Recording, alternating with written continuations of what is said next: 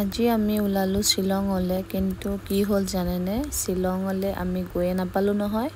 আধা ৰাস্তাৰ পৰাই ঘূৰি আহিব লগা হ'ল।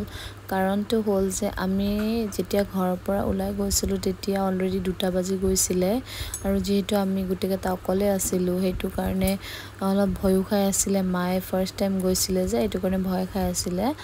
তাৰপিছত আমি আৰু যেতিয়া নংফু পালোঁ তেতিয়া মায়ে ক'লে যে আজি নাযাওঁ ব'লা, ইয়াৰ পৰাই ঘূৰি দিওঁ, নেক্সট টাইম আহিলে শ্বিলং যাম। কাৰণ বহুত বেছি দেৰি হৈ গৈছিলে ন। আৰু আমাৰ এখেতে এতিয়া শুই উঠিলে। এখেতে যেতিয়া শুই উঠে তেতিয়া 1 ঘণ্টামান মুখখন ফুলাই থাকে, নাজানো কিয় এনেকৈ কৰি থাকে।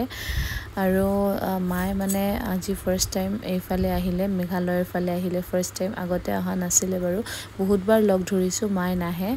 আৰু মাৰ গাও বেয়া আছিলে ন, সেইটো কাৰণে অহা নাছিলে। এতিয়া পিছে মা অকণমান আগতছে বহুত বেছি ভাল পাইছে, সেইটো কাৰণে মা এতিয়া অকল ফুৰিব যাওঁ কৰি থাকে। আজিলৈ আহিছোঁ, ভাল পালে লাইক কমেণ্ট শ্বেয়াৰ কৰি দিব। Bye bye.